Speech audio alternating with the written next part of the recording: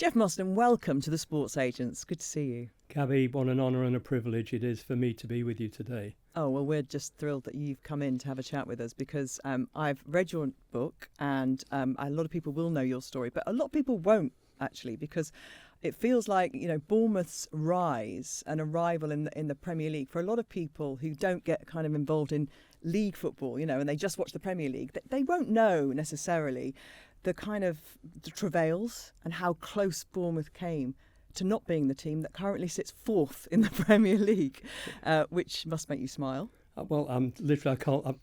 It's going to take a lot today to wipe the smile off my face. Let's go back though, Yep. because this is what a lot of the book is about. And the title of the book is "The Man That Saved Bournemouth." Let's go back to I felt like, Mark, simpler times when an individual could put that kind of money up to save a club. It feels now like clubs, I don't know about you, Mark, are just run by these huge faceless conglomerates, you know, and you really were the man who put his neck above the parapet. Yeah, I still, even today, people ask me, they say, you know, Jeff, it must be the greatest decision you ever made. And being honest, I say it was actually the worst decision I ever made in my life. If you compartmentalise it, just because it had a happy ending doesn't actually make it the best decision I made. But I got involved in 2006 as a result of a phone call from my friend of over 40 years, Kevin Bond. So I'm born and bred in Manchester, as I'm sure you know. You're and, a Blue. I'm a Blue, lifetime Blue. And of course, Kevin was captain of Man That's why City. I'm not in the studio. Yeah. That's why I'm not in the studio today. yeah. I might have to change by the time we finish this, just to please you. Sorry, go on, Jeff. And his dad, John, was a manager at the time, and you know we had a close relationship, and I think it sort of put me in almost the inner sanctum of this fantasy world. I'd always wanted to be a footballer, you know, like millions of other boys and girls, you know, never achieved the dream. But having such close friends with Kevin Bond, his dad, Kevin Reeves, you know, I used to travel with the team. I used to It have... scratched an itch for you. It really did. It was more than, I think, you know, it was almost a pandemic, you know, within a one-man pandemic. And I got a phone call from Kevin October 2006 saying, would you like to come and meet the chairman, Abdul Jaffer? He's trying to get a consortium to save the football club. I didn't even know where Bournemouth was. You know, I lived just outside Newbury at the time. We'd moved south with my own business. And I thought, yes, let's go down. And I had lunch with Abdul. He introduced me to some of the directors. And then I think roundabout pudding, or the fourth glass of wine that he was pouring down me, said that we've got huge debts, particularly to HMRC. And we needed to raise a minimum of 500,000, but closer to 1 million. So he wanted 10 people to raise around about 100,000 each to save the club. And I thought, well, in for a penny, in for 100,000. Again, it was my heart ruling my head. You know, this was a car crash, an absolute car crash of a football club. And if I, you know, had come in as a financial advisor, that was the biggest, you know, embarrassment, that I should have known better. But by the time we actually bought the club in 2007, there was only myself and my vice chairman, Steve Sly, left standing. The others had far more sense than we did. But we still went ahead despite the due diligence from my lawyers saying, Jeff, get in your car, drive as fast as you can back to Manchester and never think about Bournemouth again. So why then? Why did you still, having seen everything for a year, having seen the mess, having seen the financial situation, given you that you were a successful businessman, why did you still go through with wanting to buy the club? Mark, it is $1 million question that, you know, almost 20 years later, I can't really put my finger on the one reason why. The decision to buy the club was shorter than a year because it was March 2007 when we actually got it over the line. But by that time, I'd already put in over 500,000 into the club because I was paying the wages round about 100,000 a month, or making up the deficit to 100,000. So every other week when we had a home match, we had some revenue. And, you know, I mean, with crowds that were, you know, 3,000, 4,000, 4,500, it wouldn't have taken the brains of an archbishop, let alone a financial advisor, to realise that you couldn't make ends meet. But I suppose because my best friend was the manager, that might have been the underlying current as to why I wanted to try to help him. And also, having already put in $500,000 or close to it, £100,000 a month, feeling that, there must be some outcome to this that will return, the money that I had put in, not realising that it was just a bottomless pit. So it was sheer lunacy. It was my heart that was ruling my head. I think a lot of people who've invested in football clubs will recognise that, won't they? Because you've pointed out it wasn't your boyhood club, but your love of football and your relationships with people around the club is what kept you going back and kept you putting your hand in your pocket. And that is in itself also quite unusual these days, because you look at the merry-go-round of managers and relationships with chairmen. I mean, already this season that we have seen, and there doesn't seem to be that sense of loyalty and commitment to those relationships, no matter how good they are from the start. For you, what comes through from the book is just the people, how important the people in the club were. Yeah, the people were first and foremost. Even during my early tenure, people were working for no money. I had to say that the commitment was required to pay bills, to pay the players, in order to keep the club alive. It's one thing that most owners don't realise. No matter how successful you are as a businessman or woman, you realise that once you buy a football club, you're completely out of control because of the results on the pitch. So any other business, when manufacturing widgets or whatever, you're in control. But in football, you could have the greatest brains on earth as an executive team, but if the players fail for whatever reason, the club fails, especially in the lower divisions, where money is just so tight.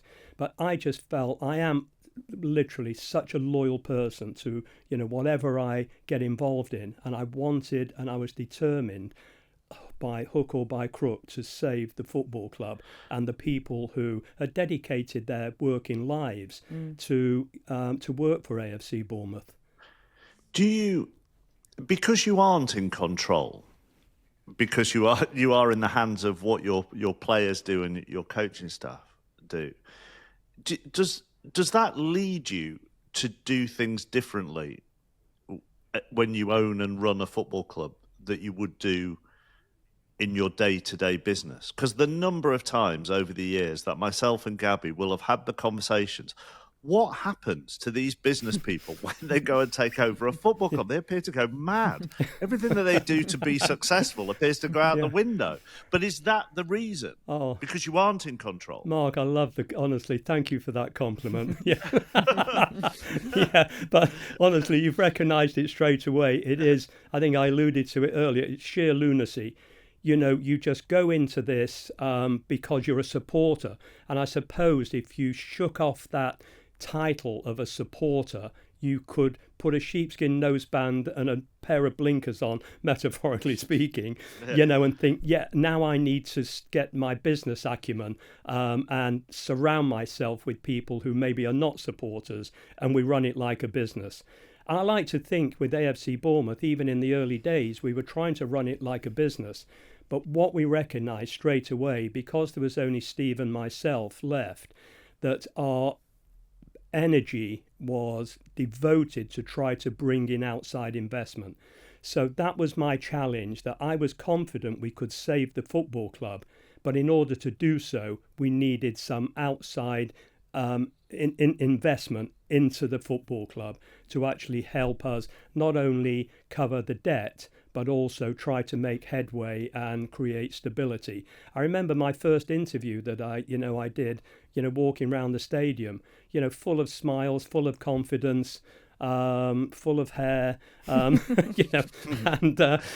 somebody said, why do you think you can turn around the fortunes of this football club that has been forever in the lower echelons, Division 1, Division 2, 10 years earlier in administration? And I said, because I'm a financial advisor, I can bring financial stability to the football club. And 6 months later, I had to put the club into administration. And on that then, and Gabby mentioned this right at the start, that it felt like different times, and we now have, hedge funds and organisations and multi-club models and so on and so forth that own so many football clubs. The Shrewsbury chairman owner last year, and they were relegated from League One, and they're now floundering towards the bottom of League Two, and I know the fans want him out. He said it is impossible now for a local businessman or woman to own and run a football club. Would you agree? 100% agree. The days of the butcher, the baker, the candlestick maker have long since gone. And I was probably, right at the end of that era of local business people buying a football club in one of the lower divisions. But now with, as you quite rightly allude to, hedge funds, Americans, sovereign wealth funds, coming in, and, on top of all that, or in addition to all that, celebrities coming up. Hollywood stars. This is it. You cannot compete. And the problem, of course, competing in the lower echelons, there's absolutely no money. So it's your own money that's going to fund the club. If you're ambitious, that is the trap door.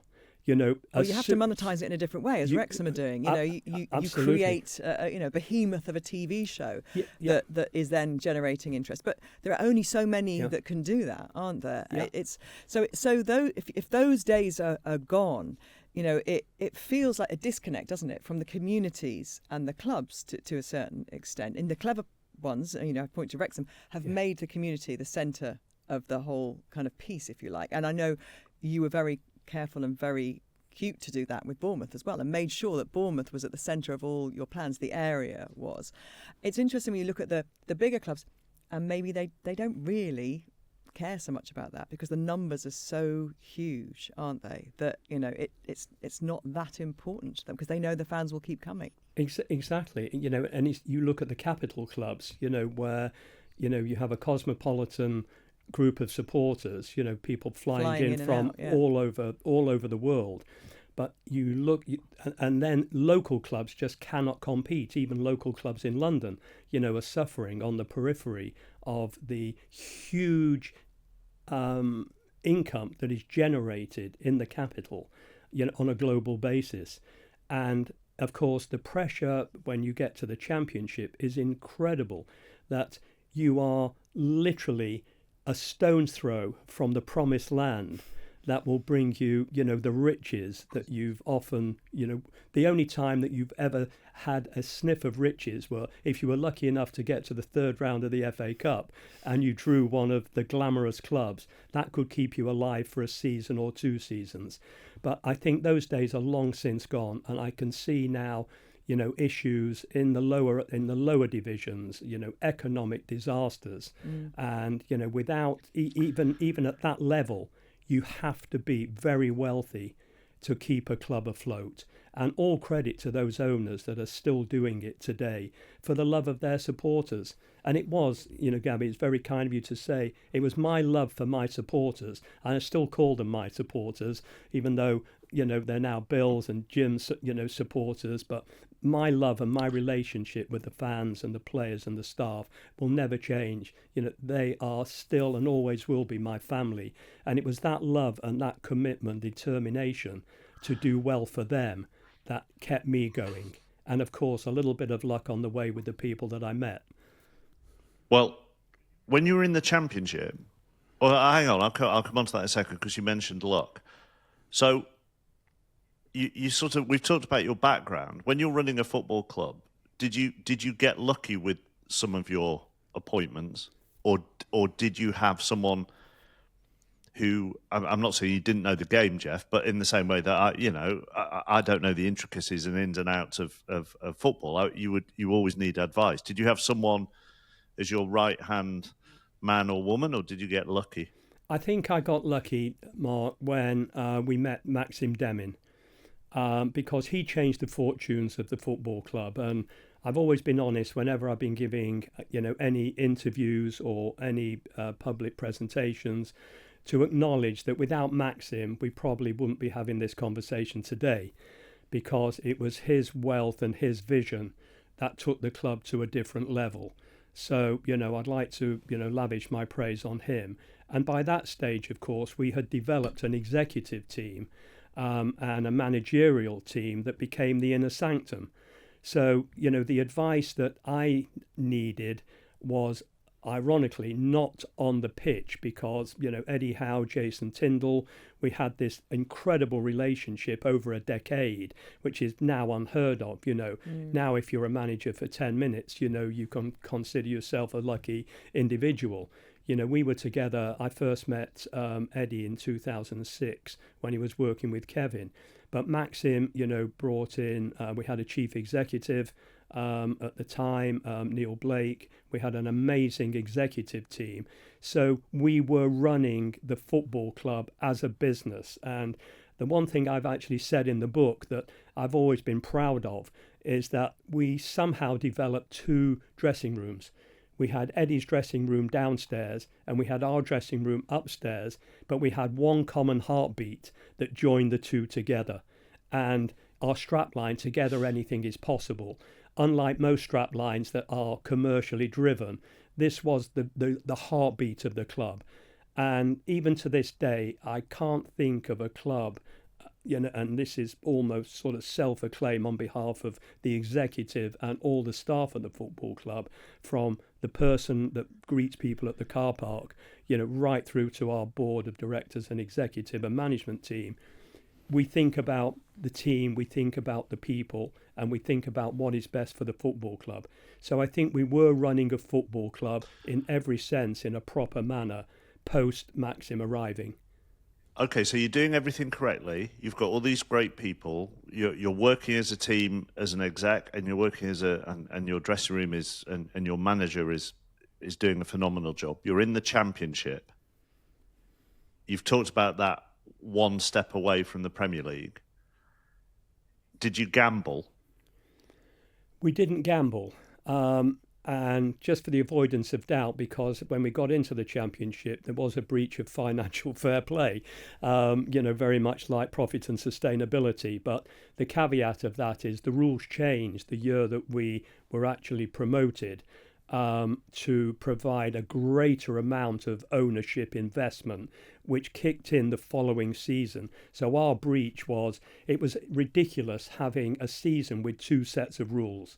I just say that, now that I've moved out of the club, so I know I'm not going to get a phone call from the EFL today hauling me or further points deduction. I think that was wrong.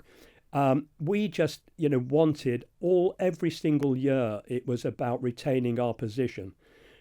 Going up from Division 1 to the Championship, I'm not convinced at that stage we thought we could get promoted to the Premier League when we looked at the competition. And even as we were getting closer to the finishing post, somehow, even within our inner self, we thought we were going to implode. And we just kept winning and winning and winning.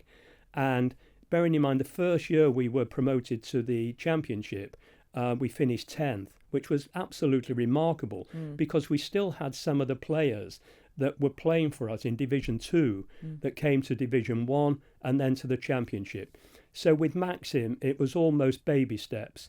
And Eddie and Jason, like every manager and assistant manager, had a shopping list that, if you fulfilled that shopping list, we wouldn't have lasted 3 minutes.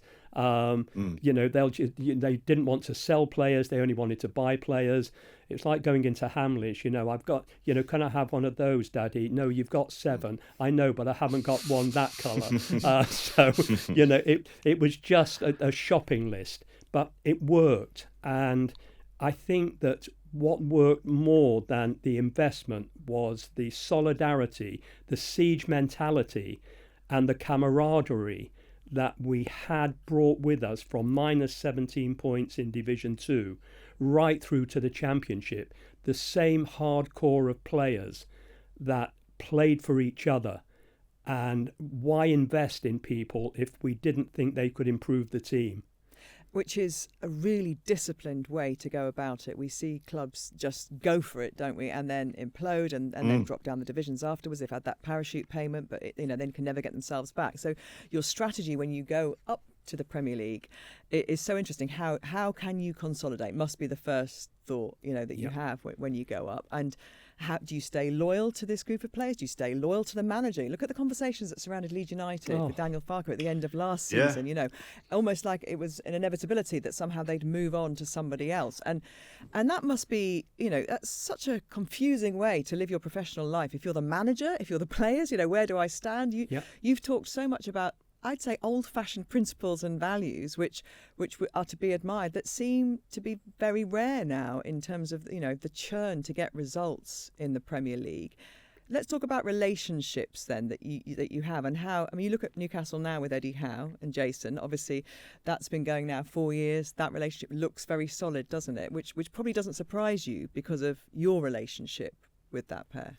Well, they are just solid people. I mean, Eddie, I could pontificate forever. He's like my son, and Jason alongside him. And, it's always, they have their camaraderie, they have their togetherness, they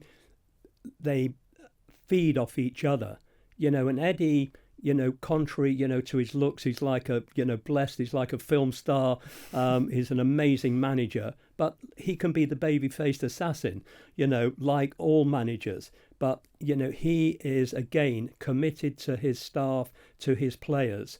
And I've always been asked about what do I personally believe is Eddie Howe's greatest strength. And I believe Eddie's greatest strength, amongst numerous strengths, is he has this insatiable appetite for personal development. And I believe if you have a manager in any walk of life, it can be, an office, it can be commercial, or a sporting facility, I believe that if you can see your manager still developing and learning, you are going to listen to every word that he or she says. And I think that's admirable, as opposed to some of the old school managers who have been there, done it, got the T-shirt, who are talking about a different era of skill. Then I believe that there is a disconnect straight away with what they're trying to achieve. And maybe, it's an age thing, with Eddie, he's still young. I mean, he looks 20 years, younger than he actually is. So when players are actually seeing Eddie, and, I can feel the respect. It's really interesting you asked me this question, because I had the privilege of having dinner with Eddie and Jason and the Newcastle team the night before our recent game, which was moved to the Sunday, which was the day of my 80th birthday. So I couldn't go to the game. You're not 80. 80, yeah, thank you, Gabby. Don't say Wow. now you look 90 and spoil my day. You're using the same cream as Eddie. Yeah. That was Thank you. That was a good game to miss. That was one of the worst Premier League games of the season. Yeah. In fact, it was the worst. On XG, that was the worst Premier League game of the season. See, I know how to pick them, Mark. You do, yeah. Well done for avoiding that. You talk about Eddie there, and I don't know if I've ever said this actually, but after he left Bournemouth, he did a Match of the Day 2 with me. And normally, as you know, Gabby, when people do their first one, there's sometimes a slight nervousness from them when they do their first one. And even the most experienced of pundits come in with notes and just to remember where their pictures are and what clip of analysis follows what clip. Eddie came in with, we watched the games together. He went into the edit suite. He built his analysis on the games. He came into the studio. He had no notes, no nothing, and delivered everything perfectly. Absolutely, because he treated it as if he was doing a presentation to his squad. It absolutely blew me away how he worked that day. It was meticulous and well prepared, and then really natural. Yeah. Is he a future England manager? Well, I've been literally given the warning, about this, because in my role as an FA counsellor, I was often, and I also had the privilege of being an England ambassador, so travelled with the England teams. And, I remember many times people talking to me about Eddie as a manager. And with my, God gave me so much enthusiasm. Whenever I'm talking, I'm always talking about the people I love most of all. Oh my God, is he a future England manager? Of course he is. Eddie, I absolutely love him. He's articulate. He's one of the few managers that's got a tongue instead of a shovel, and, he would be absolutely incredible, both in terms of coaching, and wearing the 3 lions, which is a heavy jacket to wear. And then the closer I sort of got, people were saying, oh my God, Jeff, what are you doing? You've now put him as a really high-profile prospect for England. So I then, at council meetings, or if ever I was asked, I'd said, well, I was only joking. He's actually really difficult to work with. He's really average. The trouble that we have with him, honestly, he's, It's too late then. It's too late now. But, you've got to look. Will an English person ever get a chance? Who knows? It's a really strange situation, isn't it? Where for the most national teams, they don't look beyond their own. They have now there is the odd country, but by and large, we seem to think the grass is greener. Well, we oscillate between the two. Yes, Sorry, we Mark. do. Yeah, we do. What do you need more patience for? Saving a club from liquidation or being an FA councillor? Now that I'm no longer an FA councillor, although I am on the disability committee, I think saving a club. I'm actually. I thought you were. I actually thought you were going to honestly, say FA councillor. I have to be so respectful, to the people that literally, will. I walked in as a funny story, Mark, when I first was appointed as an FA councillor. I was really nervous, and normally I'm sort of full of confidence, but I'm thinking, oh my God, this is the hierarchy of the football family.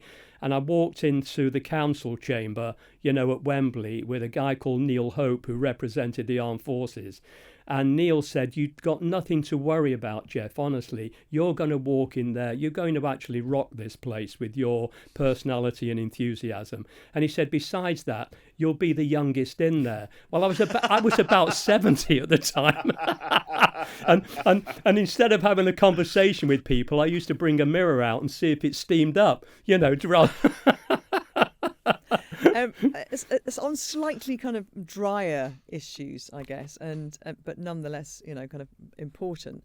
And we talked about kind of how the clubs down the pyramid are going to survive without those big local millionaires, because that's not enough anymore.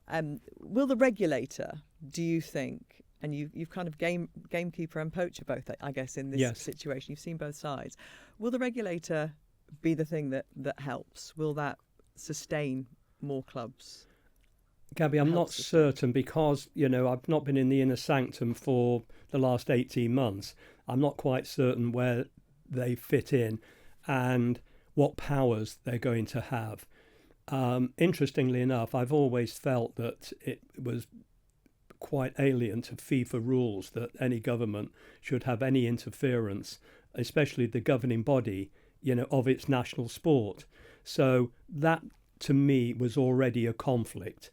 I don't know how they're going to manage the impasse between the Premier League and the EFL in particular. And then, of course, you have the National League to bring into the equation as well.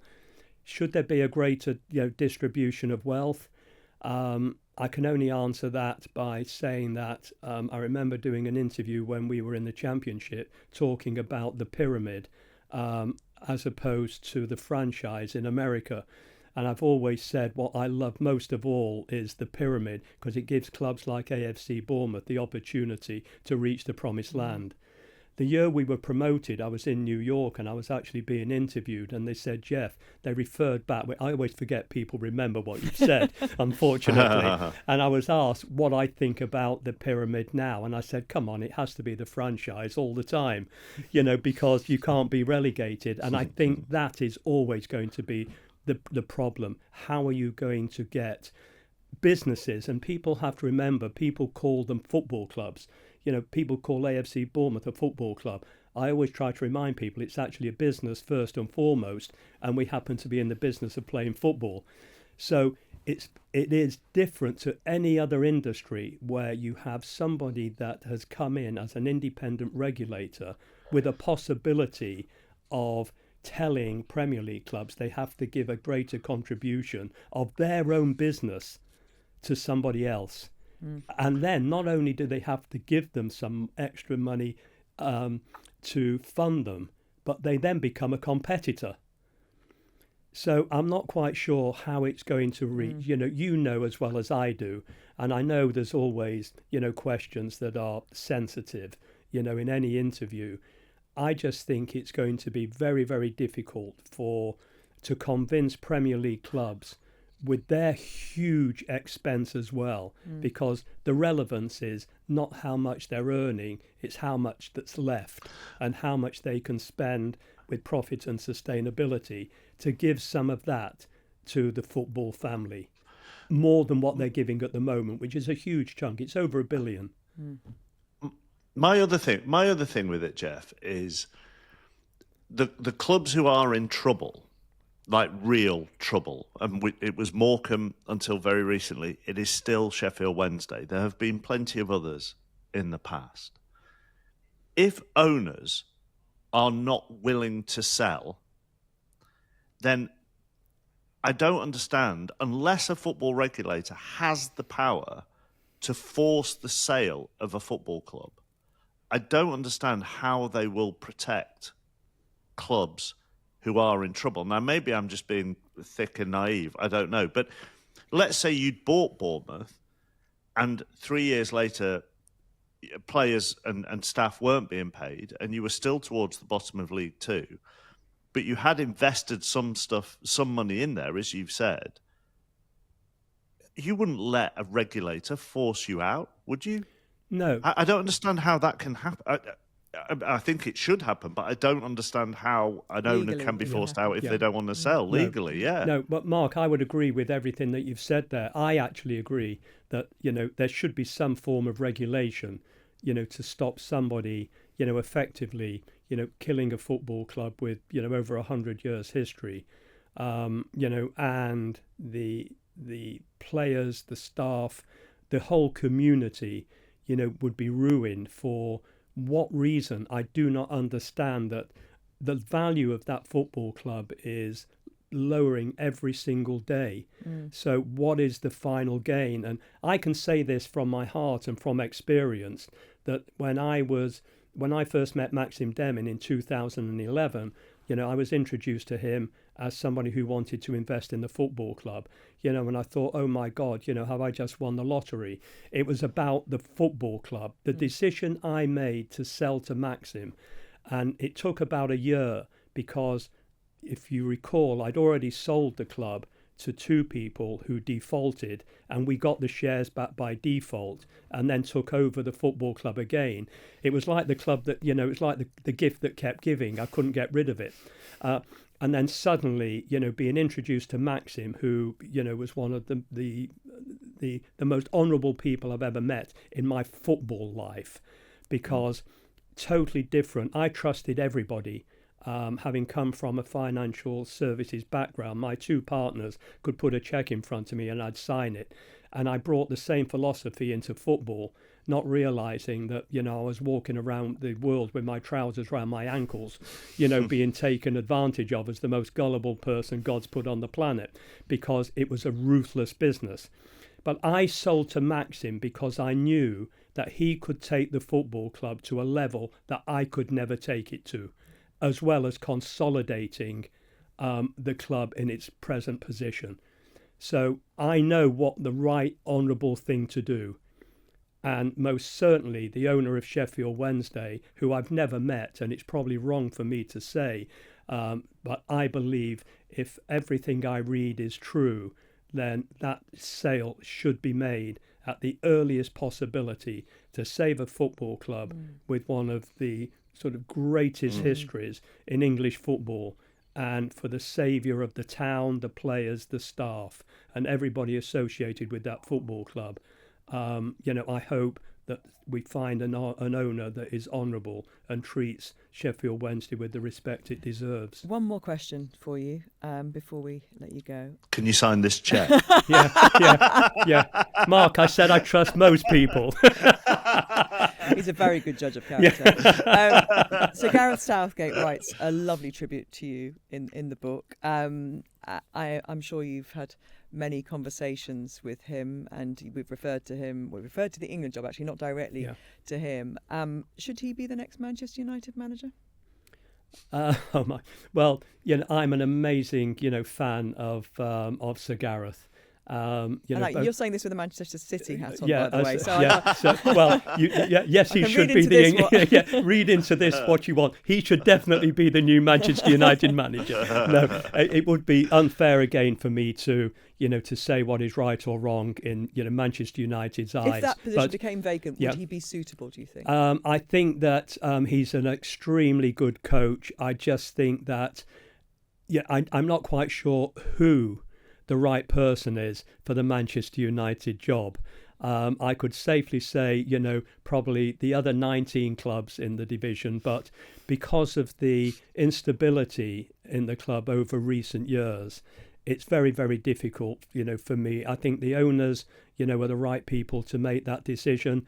With Gareth's experience, then he should definitely be considered, and I'm sure he was, or may be in the future.